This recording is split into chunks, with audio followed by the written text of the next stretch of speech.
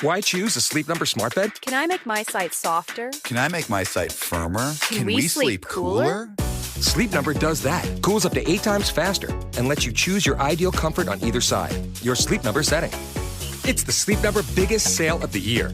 All beds on sale, up to 50% off the limited edition smart bed. Limited time. All Sleep Number smart beds offer temperature solutions for your best sleep. Check it out at a Sleep Number store or sleepnumber.com today. Oh, hot, hot, hot, hot! Hot, hot, hot, hot, hot, hot!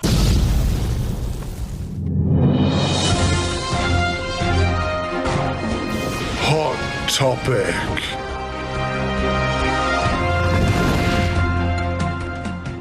Hello and welcome to the NeuroSpicy News Hot Topic.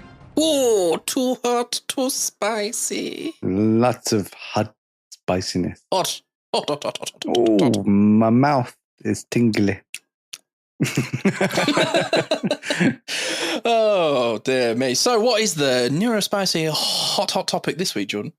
Well, ADHD drugs have been found to have a wider life benefit than just helping with concentration.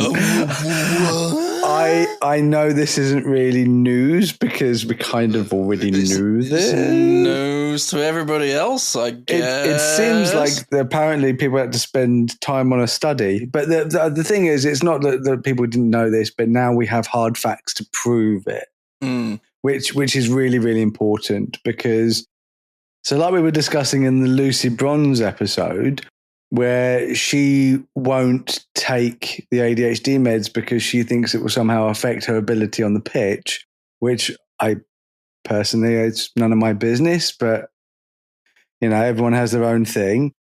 I was saying, and you were saying at the time, it's like it doesn't just have the benefits of hyperfocus and helping you concentrate on things that you don't particularly want to do. It has emotional regulation. It has decision making. It dilutes the noise. It helps you sleep. It just helps in general. I mean, obviously taking a stimulant just before you go to bed isn't good, but just having that day where you haven't had to overthink and been overly stressed because of those intrusive thoughts, that in general helps me sleep a lot better. Oh, absolutely. Yeah, so this article only came out on the 14th. So as of today, which is the 15th, as of recording. Hot off the press, It is hot topic. So, Scotty, do you care to read a bit of the article, give the audience an idea of what is going on? Yes. So as the BBC article titled ADHD drugs have wider life benefits, study suggests, drug treatment can help people newly diagnosed with ADHD to reduce their risk of substance misuse, suicidal behaviour, transport accidents and criminality, the study suggests. These issues are obviously linked to what are quote-unquote common ADHD symptoms, such as acting impulsively or being easily distracted. What? Always those two, isn't it? Who said that? Where am I? Oh, hey, Jordan, how's it going? So, some 5% of children, 2.5% of adults worldwide are thought to be affected by an disorder. My arse. Yeah, we need a little my arse button, don't we? Bollocks. And growing numbers are being diagnosed. The findings, No shit. Yeah, it's funny that, isn't it? The findings published in the British Medical Journal, the BMJ, confirm the wider potential benefits of drug treatment and could help patients decide whether to start medication, the research says. Brilliant. Finally. We've got it in writing. It's on the BBC, so it must be true. Oh, well, I mean, anyway. for once, they it is true. I mean, not for once, but for this once. For this particular article. For this once. Yeah, I mean, apart from that 5%, I love that it's like 5% of children and 2.5% of adults. Well, hold on. That doesn't make sense because if it's 5% of children, then it must be 5% of adults because you can't half of it. It doesn't disappear. And is it diagnosed? Is it undiagnosed? Whereabouts in the world? In East, the West, the North, the South? It doesn't even say, die. It just thought to be affected. It's like, what are you thinking that 5% of children don't, they're only 2.5 So only half of them become adults. You got to remember, it's 2.5% of us grow out of it. Fuck off. Exactly. Honestly, yeah, exactly. it's that statistic is just whatever.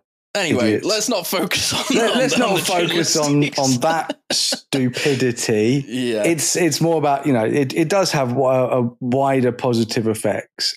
So the researchers from Southampton University and the Karolinska Institute in Stockholm found that taking ADHD medication was linked to reduction of first-time instances of suicidal behaviours, minus 17%, substance misuse, minus 15%, transport accidents, 12%, minus 12%, and criminal behaviour, minus 13%.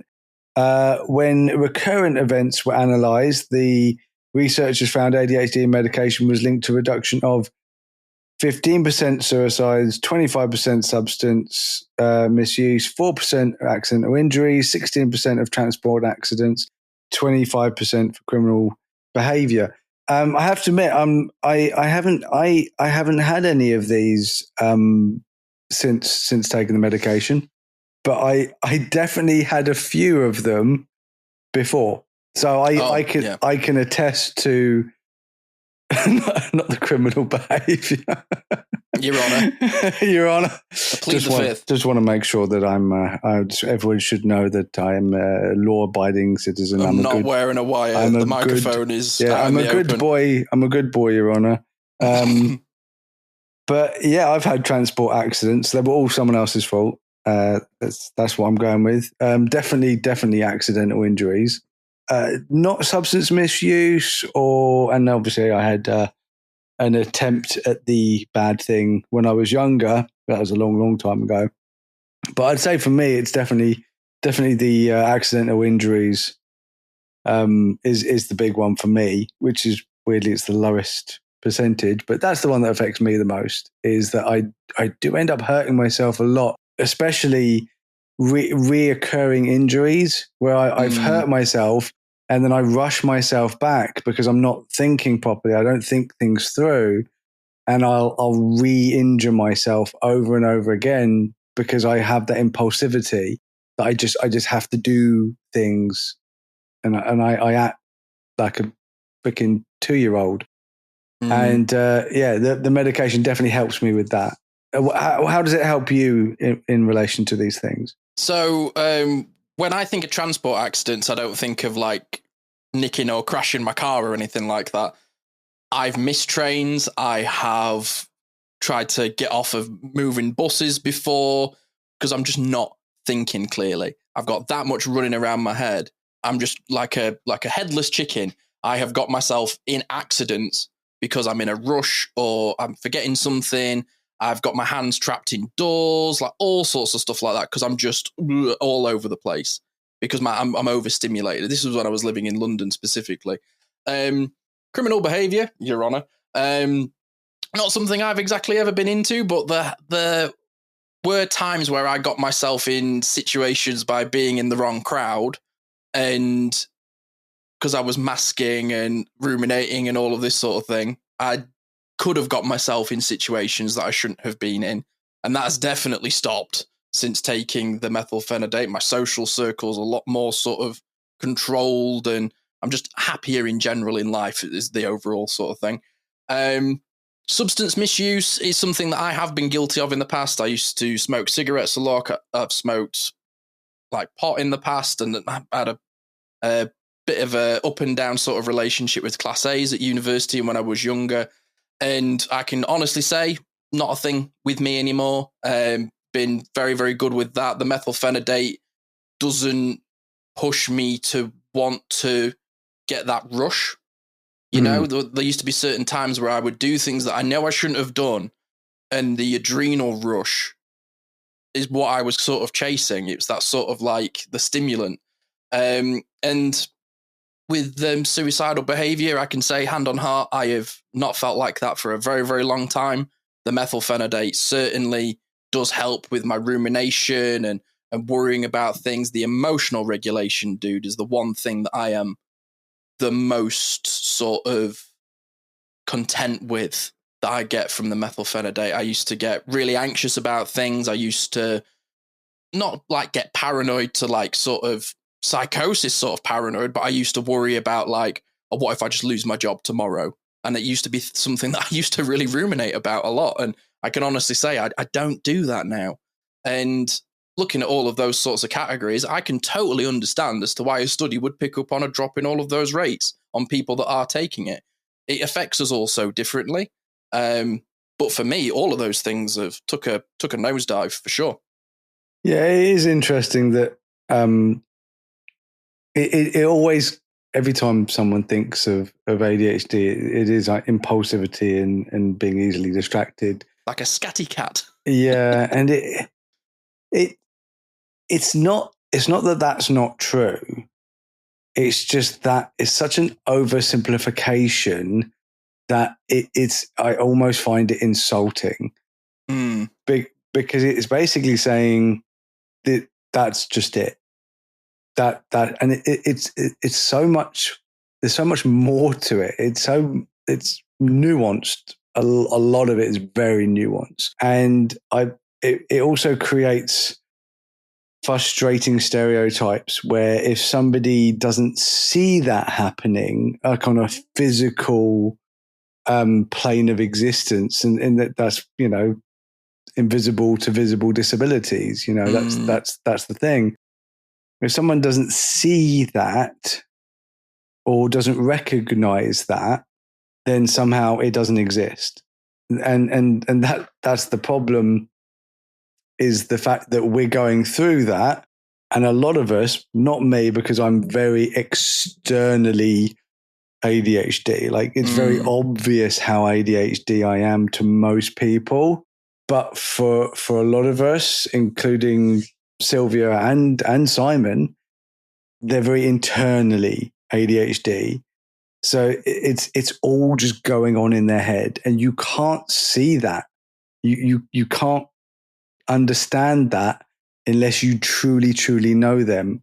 So it also puts a lot of doubt in people's heads as well. But it also makes people, and I don't say this lightly, because it is a rare case, but it is a possibility that someone can be like, oh, that kid over there can't sit still, is easily distracted, and just jumps off climbing frames. It's got to be ADHD. And it's like, or that kid is just really excited that day. Maybe they bought a new puppy. Maybe their friend's coming over for the first sleepover ever.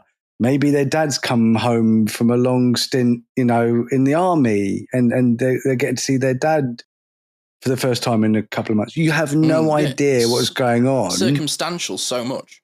It's like that kid could just be excited, or that kid could have just had and I know this sounds crazy, but that kid could have just had a lot of sugar for breakfast. Oh, and and is hyperactive purely from sugar.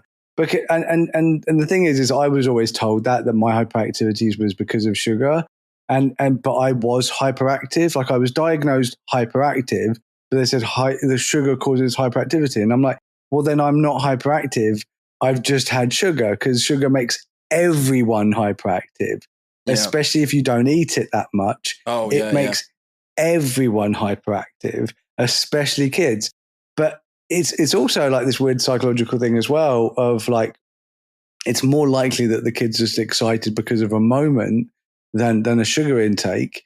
And they tested this at parties where there's this idea that like kids get really, really excited at parties because there's cake and there's, crisps and there's lots of sugary things. But the psychology behind it is actually they're just excited because they're kids and they're at a party, and because they're surrounded by other kids and they feed off the energy of those other kids. So if you just put it down to those two things, then not only are you doing people who really do have ADHD an injustice by just labeling it as those things, but you're also potentially saying just some random kid who's just excited is like, oh, he's got to have ADHD. And that also does an injustice to not only that kid, but to people who actually have ADHD. So I think it's important that people understand the deeper the deeper meaning behind ADHD, the deeper understanding behind ADHD, and not just look at the surface of it. Yeah, absolutely. I mean, I've had experiences in work where, you know, I was working with some reporter once, and we were talking about trying to make posts more leaning at young people, and he was like, "Oh, why do we want to aim at people that have like a 4-second attention span, like ADHD readers and stuff like that?" Just like, for God's sake. And ended up having quite an awkward debate about it with him. And sort of one of his rhetorics that he fired back with, he was like, "Well, you can't have ADHD. You sit still for hours when we work." I was like, there's a lot more to it than that. And I ended up just giving up on the conversation because I just realized I was talking to a brick wall. But that is so true. And especially learning, living, being with a female who has ADHD. I can tell you she is not hyper like that at all. Like, she's not bouncing around at all. She's not even a tapper. She's all internal. It's like her sort of stims, like echolalia and things like that. But there are certain times where what would almost be like a hyper sort of episode, I can see my partner having an internal one because I recognize it because I'm internal too. You know, if she's sort of like looking at a wall and her face is moving around a lot, I sit to her and I go, "What are you thinking about?" She just goes, "Oh, everything." Like, yeah, right. I know that feeling. And it does frustrate me because as I've sort of learned more, and obviously being in the advocacy space and the community, I'm starting to really understand that like one label does not fit everybody. And I really wish that, you know, this study maybe is you know, moving the snowball down the hill. But I wish people would not just view it as oh, he can't sit still.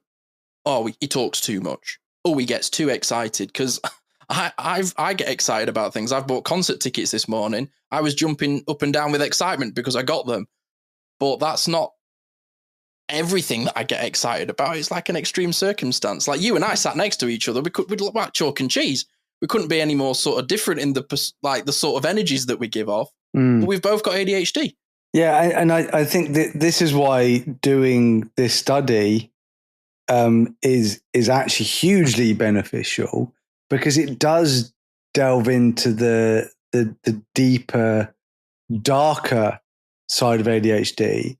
Because obviously we do want to spread the positivity and the idea of being neurodivergent in general, whether it's through being autistic, ADHD, dyslexic, and so on and so forth.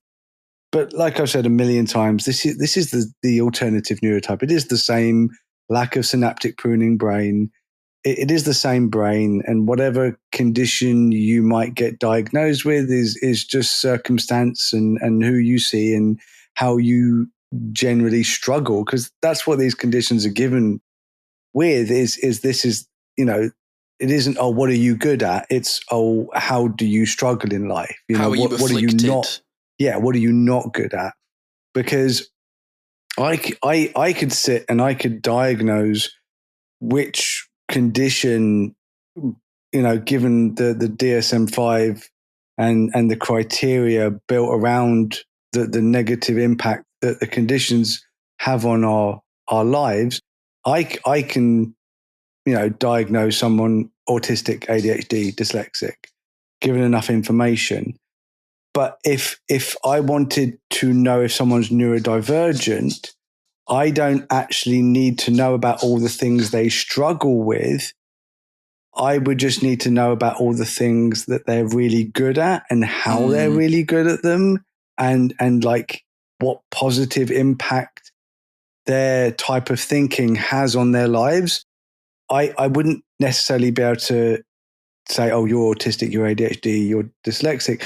But I would be able to say, yeah, you're neurodivergent. You have that alternative neurotype. So that is how I look at it. Is the alternative neurotype is literally just, that's the brain, and the brain has lots of positive aspects. But, you know, these conditions are these conditions. And unfortunately, because of how sensitive we are, because of the alternative neurotype, is that that we will be prone to, suicidal behavior, substance misuse, accidents, criminal behavior. I assume what they mean by criminal behavior is just making like bad judgment decisions of like, I don't know, driving too fast, like at ridiculous levels because you're just not thinking straight, or maybe, breaking into somewhere or getting into a fight. Like for me in the past, the only criminal behavior that I've ever had a problem with is when I was much younger, getting into fights.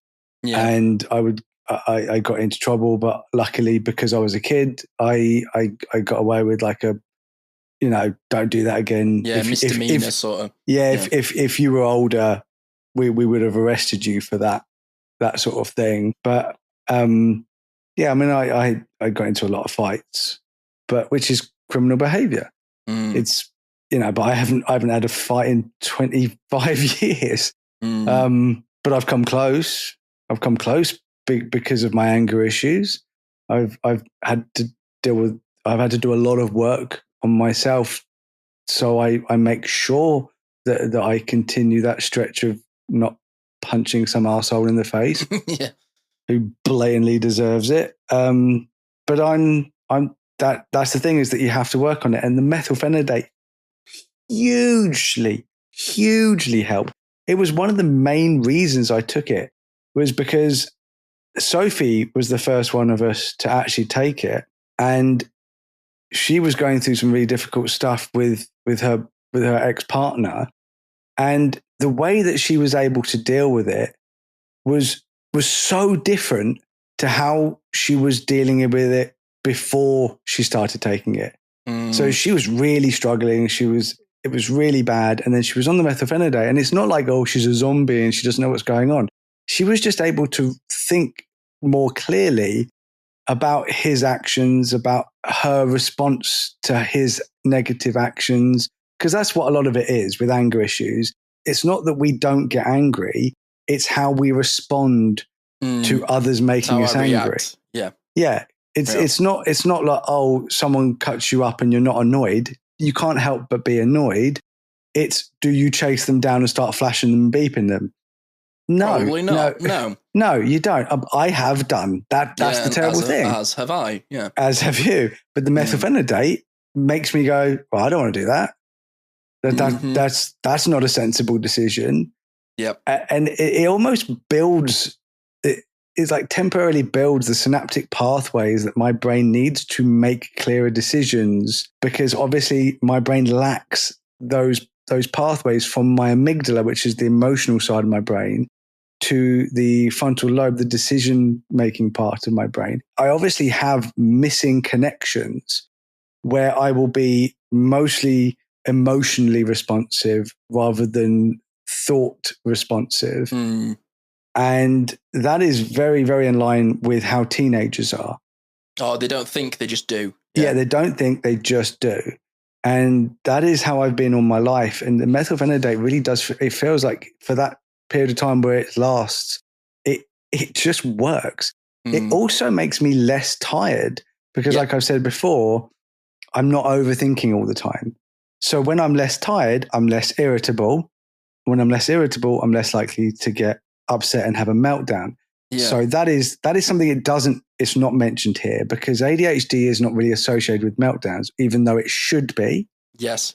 But autism is associated with meltdowns. But again, same fucking brain. Same brain. Yep. Same brain. We are all inclined to have meltdowns from being overly stimulated, from being hypersensitive, not oversensitive. That is a very negative and derogatory thing to saying someone is oversensitive. I'm hypersensitive. It sets a line of what being sensitive should be, and what you are is not that. I'm at the sensitive level that my brain should be at, but it doesn't match your sensitivity level. So you think I'm oversensitive because I'm more sensitive than you, but then I could say you're undersensitive. Because you're not as sensitive as me. Saying oversensitive is very derogatory. I think personally, one of the things that I find so beneficial about it is it just closes tabs in my head. and it siphons the energy. Like, if I have 100% of energy, right, in anything in life, I can honestly say, hand on heart, if I had not had methylphenidate, I would not have gotten through buying this house. I wouldn't have gotten through it. I would have struggled with sourcing the paperwork. I definitely would have struggled with dealing with solicitors over the phone. Because you know how hard I was finding that. And I couldn't have done it, but I did. And the methylphenidate really helped me because it helped me be able to switch off all the stuff going on with the house in my everyday sort of life. It's like I used to be at work, dude, and I'd have arguments with friends. I'd take it to work with me, and I'd be a mess. I wouldn't be able to like function properly. I'd make really bad mistakes, and then like the consequences of the consequences, and they compound, and it gets worse and worse. And I find now I can stop that snowball going. It's like, say, if I was to have an argument with somebody at work, I wouldn't be thinking about it the rest of the day, nearly half as much as if I didn't have it. So I totally agree with you in that it allows me to emotionally process things rather than it feeling everything all at once. It just seems to sort of like spread it out a little bit more, and it means it's easier to deal with. Yeah. Yeah, it's a really good way of putting it, dude. That's really insightful. It's not that you don't have the same thoughts. It just gives them to you at a pace that you can handle, and that you can separate those thoughts from each other rather than just being bombarded. It's the difference between 30 people trying to speak to you at once and then having a one-on-one conversation. It's like getting malware security on your computer and stopping all those fucking little pop-up ads. That's what it feels like. I feel like if I'm reading an article, I'm not getting loads of ads pop up and going, do this, do that, do this, do that. It just gives me what I want. It's like having a VPN for the fucking internet. It just like filters my thinking so much. And I can actually pick apart what I'm thinking about rather than just living overwhelmed. I'll tell you this last thing before we go. It's why I take it every day. It's very rare I don't take it.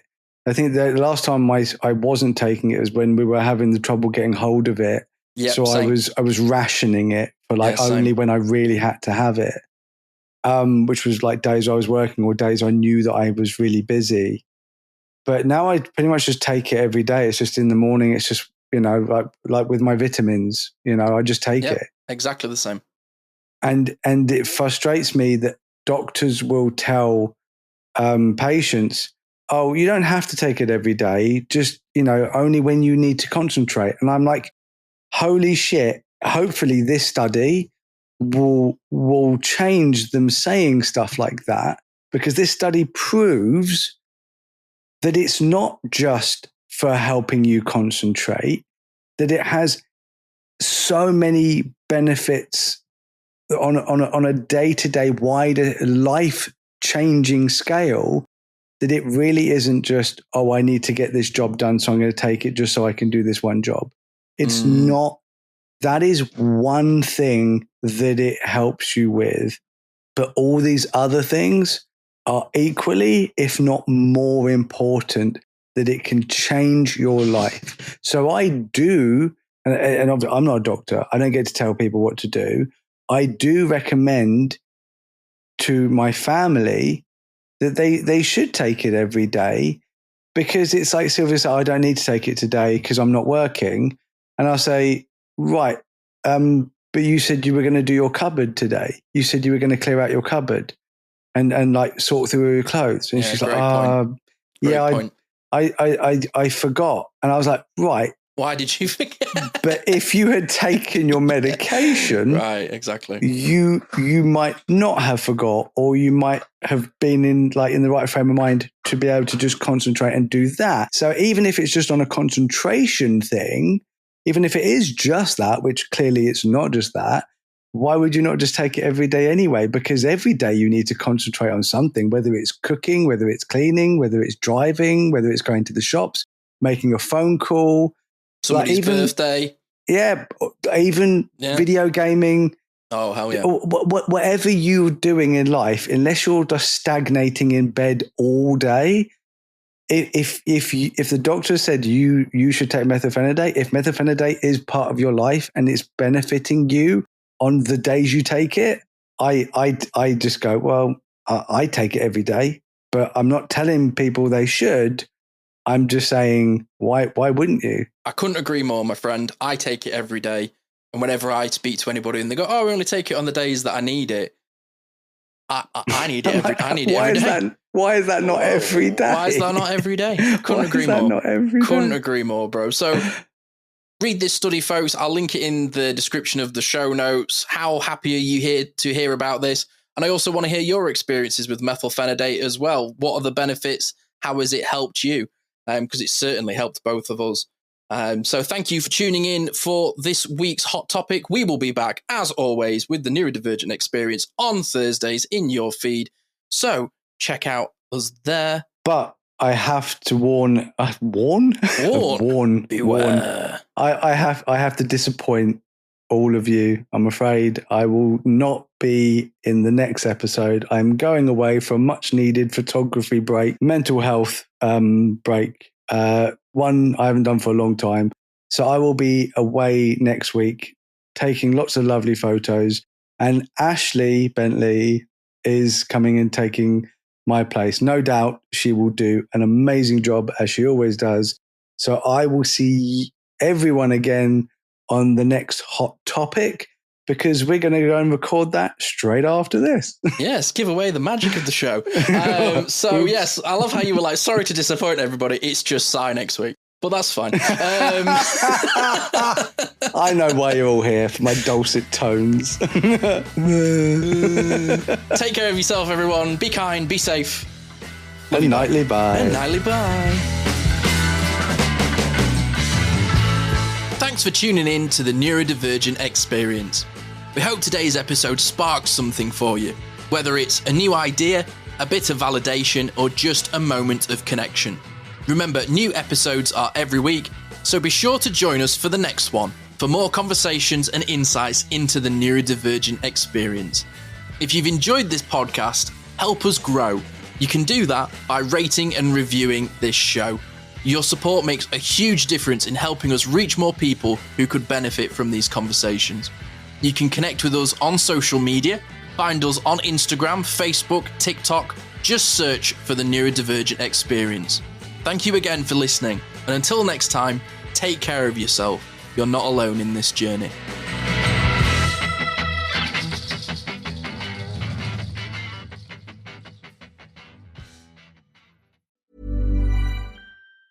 El rugido de los aficionados, el ritmo de las porras, la intensidad en la cancha. Esto es más que solo un partido de fútbol. Con DraftKings Sportsbook, esta es tu oportunidad de convertir cada jugada en una gran ganancia. Descarga la app de DraftKings Sportsbook y usa el código HEART. Ese es el código HEART para que los nuevos usuarios reciban $200 en bonus bets al instante cuando apuestes solo $5. En asociación con DraftKings, la corona es tuya. ¿Problemas con el juego? Llama al 1-800-GAMBLER. En Nueva York, llama al 877-8-HOPE-NY o envía un mensaje de texto con la palabra HOPE-NY al 467-369. En Connecticut, hay ayuda disponible para problemas con el juego. Llama al 888-789-7777 o visita ccpg.org. Juega responsablemente. En nombre de Boot Hill Casino and Resort, Kansas. Debe ser mayor de 21 años. La elegibilidad varía según la jurisdicción. No válido en Ontario. Pueden aplicarse cargos en Illinois. Las apuestas de bonos son de un solo uso. La apuesta no se incluye en las ganancias y caducan después de ser otorgadas. La oferta finaliza el 29 de septiembre 2025 a las 11:59 p.m. hora del este. Los términos en DraftKings.com/sportsbook/promos.